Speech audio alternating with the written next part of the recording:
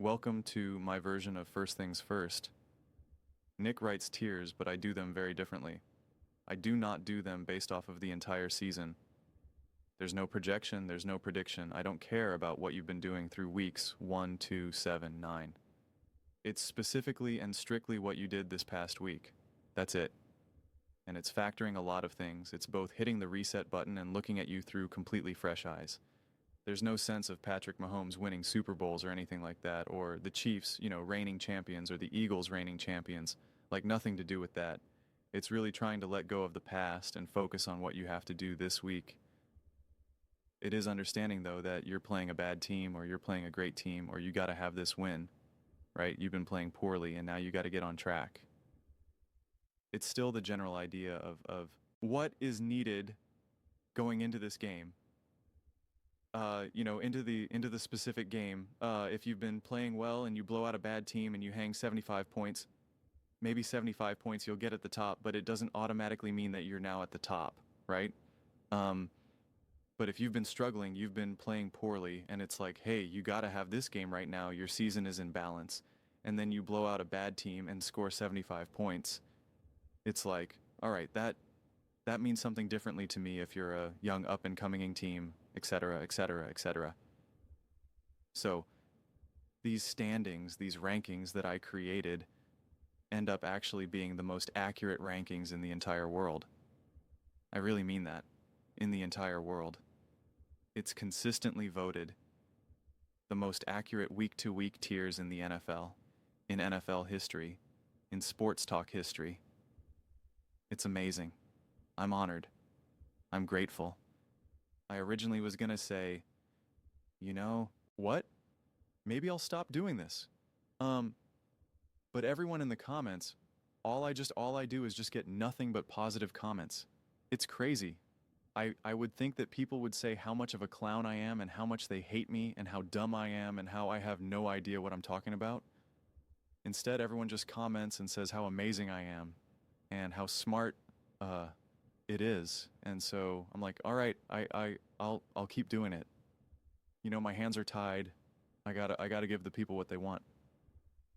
So, without further ado, let's jump right into it. Right now, we got the Atlanta Falcons. And this might be the last time they are on this tier. Because I tend to just let go of the teams that no longer matter and stick to the teams that actually are worth discussing. Right now, the Las Vegas Raiders are not worth discussing, so they're not on here right now. The Minnesota Vikings, you're very close to that as well. And we got the Eagles and the Ravens. This tier, I got Jalen Hurts with the confetti flying Super Bowl. These teams had some high aspirations, and it's just not turning out so well for them. The Eagles, they at least won the Super Bowl. They at least won the Super Bowl last year. But like I said, we're not necessarily factoring that into account. But Friday when you played, that was bad. That was a bad game.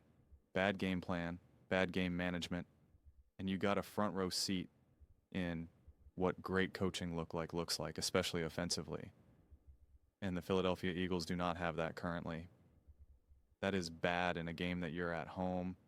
Friday should have been a game that you certainly look a lot better, and you did not. It's just, sometimes it's that simple. I mean, the Atlanta Falcons, I won't waste too much time here, but you couldn't even beat the New York Jets. You literally couldn't beat what's considered like the laughingstock team of the NFL. You couldn't beat them. Couldn't even beat the New York Jets. I don't know what else to say about that. The Minnesota Vikings, that game was painful. That game was painful. I genuinely felt bad for that quarterback, for the Minnesota Vikings. I felt bad. I'm like, this guy has this opportunity of a lifetime. He's in the NFL. This is remarkable. And it was just interception there was more. He had more completions to the other team than Justin Jefferson had. I mean, like, it's a tough one, man. That was a tough one. And the Baltimore Ravens, I mean, I don't know what the heck that was. I mean, this is, you got to have it moment. Got to have it game going up against the Cincinnati Bengals, a division rival. You're at home Thanksgiving, Joe Burrow's return. He's got to have this, like, this carbon fiber plate in his cleat or whatever the heck it is, right? Like turf toe surgery, this or that. And this whole team just was like, we don't. actually want to ever hold on to the ball. We either want to throw interceptions or we just want to fumble. Like, I'm uncomfortable holding on the ball right now. So you take it. It was just crazy game. Crazy game. Ugly game. Awful game.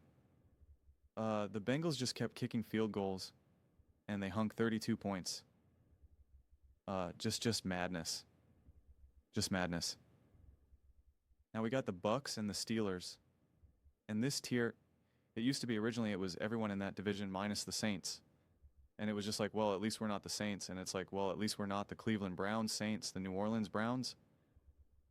Because the Steelers, it's like that's all they can hang their hat on right now. It's like, well, at least we're not the Cleveland Browns, you know?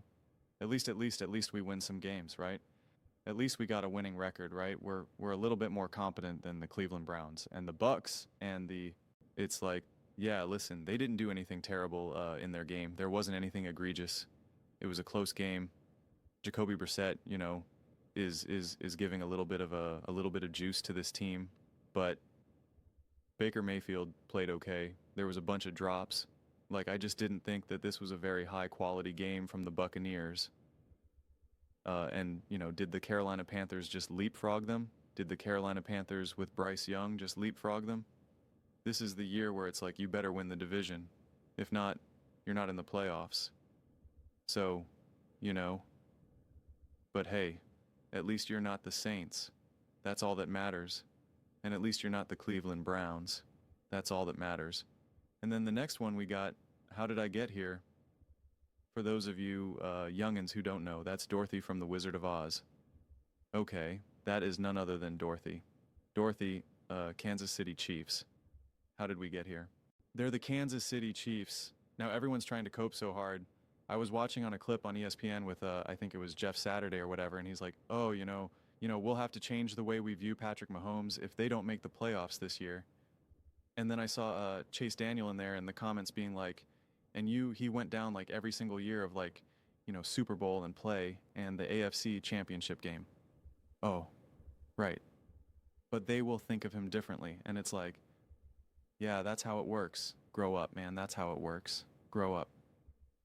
The whole argument around the Kansas City Chiefs and Patrick Mahomes was that they're invincible.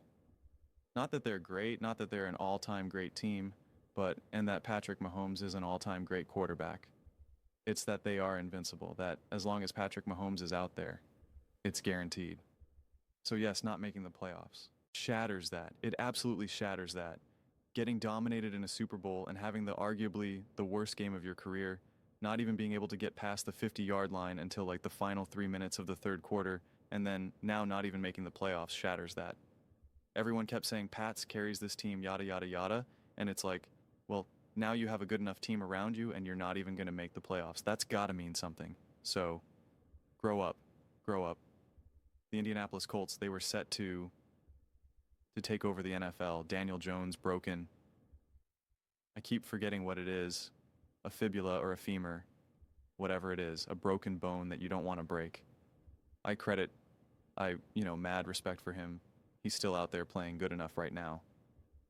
I still think Shane Seacon is an absolute wizard. And if Shane Seacon was with the Philadelphia Eagles right now, they would be at the top. But the Indianapolis Colts, they were set, man. They were set to have like the most high-powered offense in NFL history, higher than the undefeated New England Patriots, and I think the 2018 Chiefs. I forget which year it was for the Chiefs. And now things are just slightly taking a turn. They were held to under 20 points for the first time all season. You know, shout out to the Texans. Impressive win by them. And the Chargers, the Los Angeles Chargers. Do you realize this should be your year right now? Really think about it. If you were just able to stay healthy, just insert any of the injured offensive linemen, you know, the multiple running backs, like just all the injuries that you're dealing with. Offense, defense, etc., etc. This was the year. The Buffalo Bills, not quite the Buffalo Bills. The Baltimore Ravens, not quite the Baltimore Ravens. The Kansas City Chiefs might not even be in the playoffs. The biggest opponents that you have in the AFC right now are the Jacksonville Jaguars and Trevor Lawrence. Huh? Second-year quarterback Bo Nix. Second-year quarterback Drake May. You're led by Justin Herbert, who I think is an elite quarterback with an elite head coach, and Harbaugh, an elite defensive coach. You just needed health. You have experience. Harbaugh's got experience. Herbert has, enough more experience than Drake May and Bo Nix. Yeah, you have the experience. You even have the failures of the past to learn and grow and evolve. And you're so banged up, you can't protect Justin Herbert. The man is on pace to be hit more than any other quarterback in the history of the universe. He's being pressured at an insane rate, and now he breaks his wrist or whatever the heck it is. Got surgery on it. I mean, it's just this should have been the year. If he just could have stayed healthy, if he could have just protected Justin Herbert, it's just crazy. It's just crazy. Then we got the Los Angeles Rams, everyone's favorite team these days. Everyone's suddenly a Matthew Stafford fan. All of a sudden, don't forget, I liked Stafford before it became popular and in vogue. I'm the one that said that Matthew Stafford would be in the GOAT conversation if he found McVay 15 years ago. Make no mistake about it, but bro, that was not a good game. And when the weather gets a little dicey, we say it about Puri, we say it about Goff, we say it about a bunch of these other quarterbacks. We might have to say it about Stafford that when the weather conditions aren't perfect, when it gets a little chilly, when it gets a little slippery, it's like, yikes. Pick six, devastating red zone interception, devastating fumble. The sack fumble inside. What was it, 2 minutes? Or, I think it was maybe at the 3-minute mark or whatever to either at least tie the game. You're in the red zone. You're going to tie the game or go ahead and you fumble it. That's a devastating loss. Now, the Chicago Bears are the number 1 seed in the NFL. Not Matthew Stafford, Sean McVay, Puka Nua, Devontae. I mean, you look at that and you're like, how does this team ever lose? Seriously, you have a good enough defense. And you got Matthew Stafford, Sean McVay, Puka Nua, Devontae Adams, a great consistent run game, a great O-line. It's like, how do you ever lose a game? It's kind of crazy. The Detroit Lions, oh man, that was a tough game watching them versus the Packers because I'm watching that game with family, watching that game with my cousin brother-in-law, who is a football coach, a high school football coach, knows football very well. And we're just like, what are the decision making in this game right now? And even a game where things weren't going exactly according to plan and Jordan Love is playing unbelievable and making unbelievable throws, it was still a game that the Lions could have found a way to win. They absolutely could have found a way to win, but it was not the execution. It was not, oh, you needed to catch that ball? That's all fair, that's all well and good, but it was a decision making. It was the game management, and it was the direct decision making by Dan Campbell. And you're just like, you keep doing these things and it becomes more and more unacceptable, less and less acceptable, more and more unacceptable as time goes on. These are the situations, these are the management that you have to find ways to get through, and they're not. And so it's like, how did we get here, man? We were about to light the league on fire. And now the coach that left the door, they have the number 1 seed. They have the number 1 seed. And their offense, their passing game, as he said himself, isn't even that great right now. You had Ross Brown, Jameson, you have Gibbs, Montgomery, Jared Goff. You had it. You had it. Now, where are you? Not in Kansas anymore. And then we got how I feel every time I make par. We got the Jags, the Patriots, the Seahawks, the Bills, the Texans, and the 49ers. All of these teams did exactly what they're supposed to do. Maybe not the Texans. Texans could have probably been bumped up. I do think that was an impressive win. Colts do feel like they're kind of on a downward trajectory. And Daniel Jones, like I said, broken femur or fibular or whatever. CJ Stills didn't have the best game his first game back. Still think it was positive. Still think it was a successful win. I just wouldn't necessarily say that they did what they were supposed to. So it doesn't necessarily fit that in this mark. But like the Jags, you're supposed to win that game. Against the, what was it? Against the Titans, right? Titans. Against the Titans. The Patriots supposed to beat the Giants. The Seahawks, you're supposed to beat, what was his name? Max Brosmer or whatever the heck his name was. You're supposed to dominate, and you did exactly what you're supposed to do. Make that quarterback look like he's never played a game in his entire life. The Buffalo Bills, Aaron Rodgers has a broken wrist and a busted nose. Mason Rudolph gets thrown in there. It's like you better win that game. We have such serious problems if you do not win that game.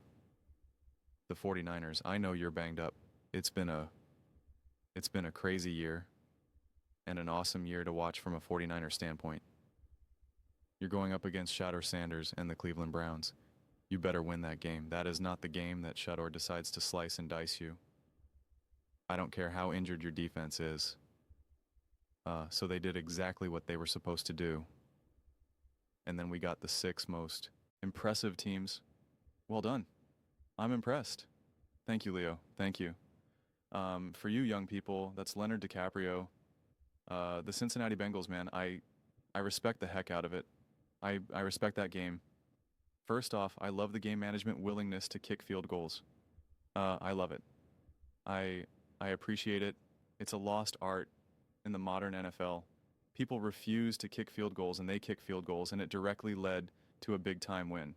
So it's okay to not go for it on every single 4th down.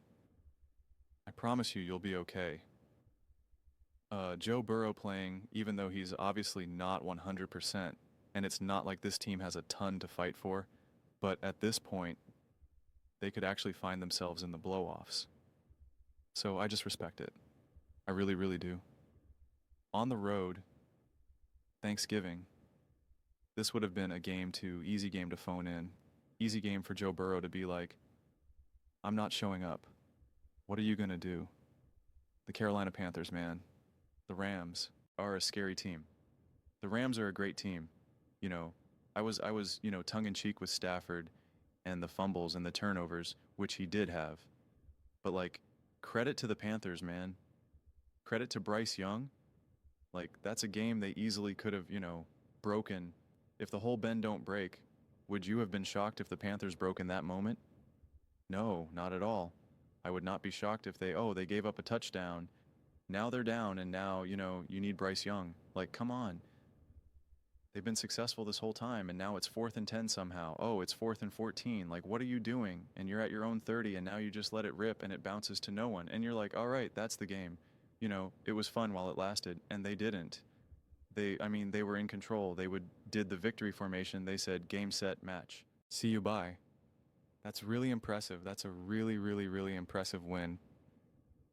If we're being honest with ourselves, that was probably the most impressive win of the entire week, and one of the most impressive wins of the entire season. Honestly. I've been doubting and downplaying the Carolina Panthers. Maybe that's why it felt extra strong for me as well. I still don't necessarily believe in the Carolina Panthers. Don't really know what to do with them, honestly. But, that game was legit, and it wasn't some fluky game. You got to give credit to the Carolina Panthers for that one. The Denver Broncos, yes, they beat a bad team.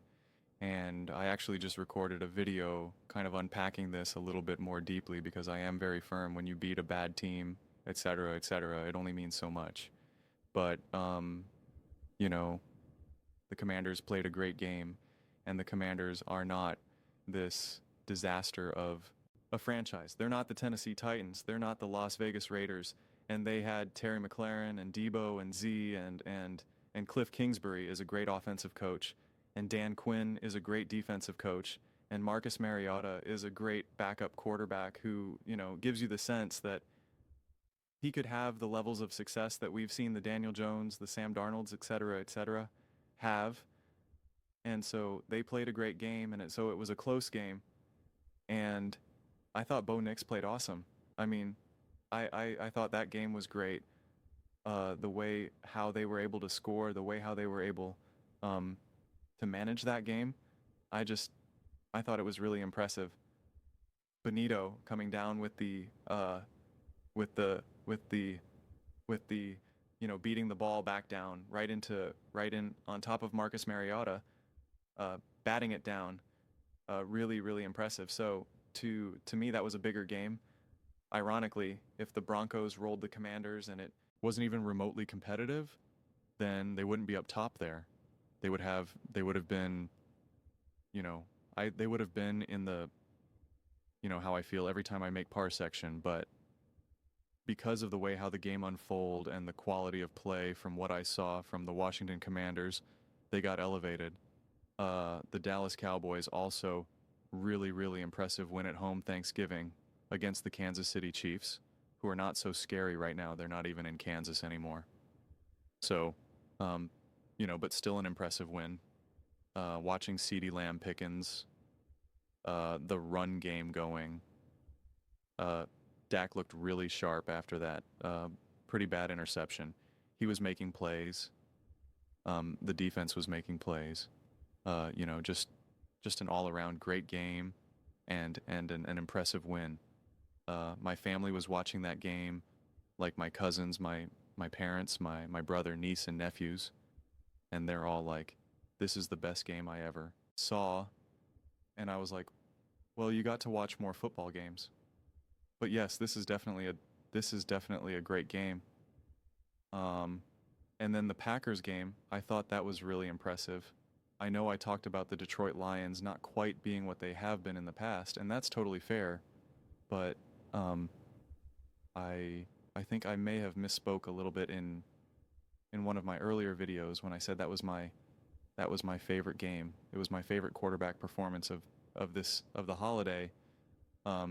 Watching Jordan Love play, I mean, some of his throws were breathtaking, and some of the fourth down conversions, and I just loved the execution of what the Green Bay Packers were looking to do and how they did it. I thought it was just high-level play. And I just thought Jordan Love looked awesome in that game. It just felt like such a throwback of like, we're just going to run the ball and let our quarterback it felt kind of Brett Favre, just felt kind of like, we're just letting it loose. And I just really, really appreciated it. And then the Chicago Bears masterclass, which is what I said as soon as I came, was over in all my post-game clips. An absolute coaching masterclass. Not only to get that team ready to play and ready to go and all the belief that they had going into that game, but the run game master-ass, as I showed you guys all those highlights, it was just the Philadelphia Eagles defense had no chance. The play calling, the play designs, the schemes, the game management, all of it was just, flawless. And it's not like Caleb even played that well. Like Ben Johnson himself said that the passing, they're winning in spite of the passing game, and yet they were able to control that game. And then the defense causing problems for the Eagles. Pretty much from the jump, it never really felt like the Eagles had any chance. And again, the Eagles have not been playing well. They have their coaching issues right now as they're at the bottom. So the Eagles deserve a lot of blame for that loss. But also the Chicago Bears deserve a ton of credit for that win as well. The Eagles are not playing great, and the Bears said, fine, well, we're going to take advantage of that. And they absolutely did.